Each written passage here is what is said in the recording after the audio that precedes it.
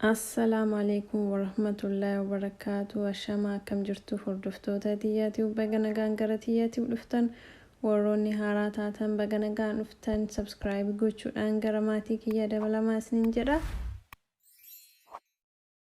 Har'ammoo buskuuta bareedaa ta'e kan lulluqqiif ta'u isiniif fidee dhufeera. Wantoota itti fayyadame hunda gubbaa kanarratti isinii barreessaa jechuudha. Baay'ee salphaa kan ta'ee fi daqiiqaa muraasa keessatti yooma san geessinee yooma san kan tolchinuudha.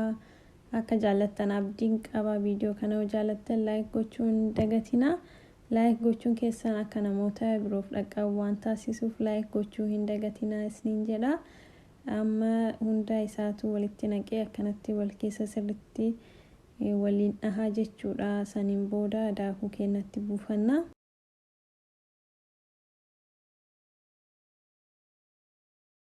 Daakuu kiyya irratti beeking paawudarii gubbaatti godhee wal keessa makaanii jira. Akkuma argitanitti baay'ee bareedaa fi namni hunduu kan hojjetee kan nyaatuu danda'udha. Akkasumas yeroo baay'ee nuuf qusataa yooma san bukeessinee yooma san goona. Akkanatti dura harkaan osoo bukeessiin dura maankiyaadhaan yookaan wannuma qabdaniin akkanatti dura waliin dhoofna.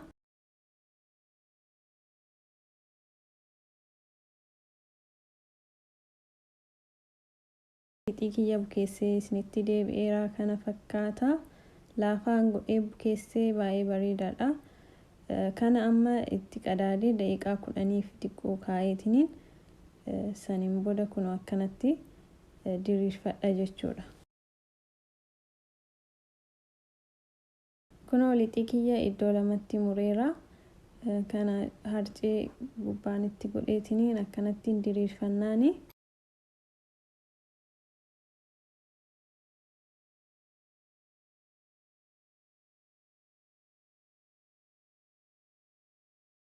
Erga akkanatti diriirfannee booda kan boca ittiin baafadhuun hin qaba. Gara geengootiin fayyadama. Isa wantuma qabdanii fayyadamuu ni dandeessu. Wannuma geengoo ta'e jechuudha. Isa qixxee isaa godhaanii akkanatti muraanii. Kunoo akkuma argitan kanatti akkanatti murannaa jechuudha. Baay'ee salphaadha. Hundi keessanuu akka jaallattan abdiin qaba. Baay'ee salphaadha akkuma argitan. Homaa wanni nama dhibu tokkollee hin jiru. Akkanatti hunda isaatu mureen geessaa jechuudha.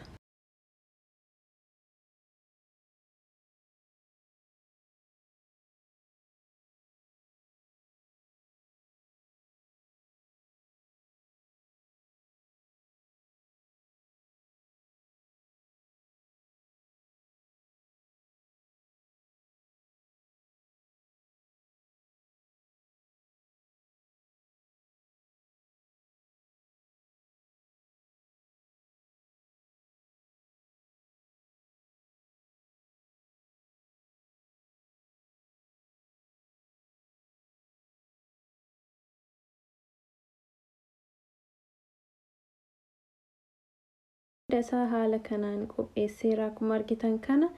Kanaaf illee walitti dabaleetiniin ammas deebi'eetiniin diriirsaa jechuudha. Kan hafe kanniinis harcee xiqqoo jala godhataa. Saniin booda kanaaf illee deebinee diriirsinaa jechuudha.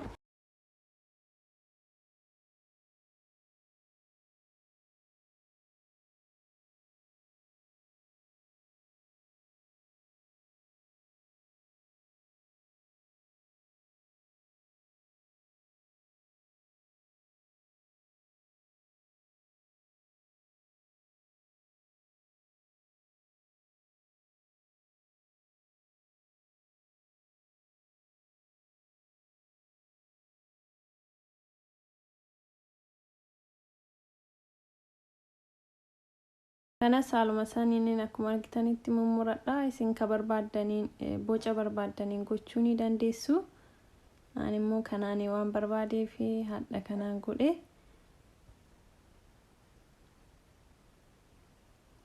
Yaadas ta'ee wanti isinii hojjedhe yoo jiraate komentii irratti naaf barreessaa isiniif deebisa. Viidiyoo kana immoo yoo jaallattan like, share gochuu hin dagatinaa isiniin jedha. Irra deebiidhaan warroonni share like gochaan jajjabeessitan immoo hedduu galatoomaadha. Ammas akkasuma na faana turaadha. Kunoo haala kana hunda isaa xumuree deebi'eera. Kaan immoo meeshaa biraatitti godheera jechuudha. Baay'eedha. Zayitii kiyya asitti ho'iseera. Kunoo hunda isaatti buuseetiniin ni bilcheessina jechuudha.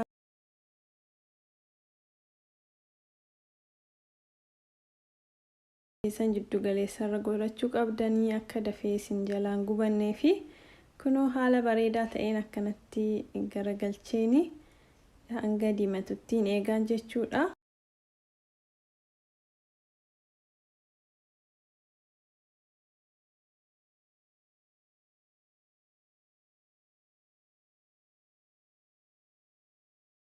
Dafnee itti garagalchuu qabaannaa yookaan immoo cinaa tokkoon diimatee cinaa tokkoon addaataa saniifuu dafnee akkanatti garagalchuu qabaannaa.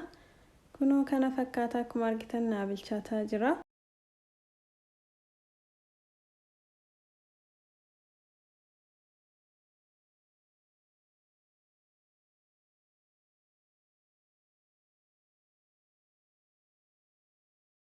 Kunoo amma diimatee bareedee nuuf ga'eera. Amma irraa baafanna. Baay'ee bareeda ta'ee bilchaatee na jalaallee hin gubannee ibidda jala hir'iseetiniini akkasitti onnoo waan godheef kunoo suuta bareedee nuuf bilchaatee jira. Amma irraa baafanna.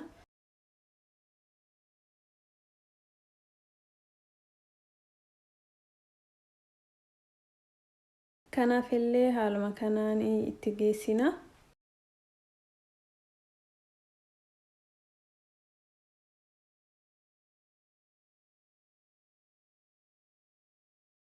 Kunoo kana fakkaataa hunda isaa geessee deebi'eera.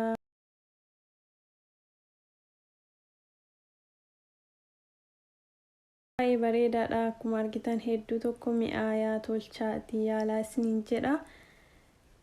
Kunoo kana fakkaataa keessi isaas bilchaatee baay'ee bareedaadha. Dhugaa rabbi isiniin jedha. Akka jaallattan abdiin qaba.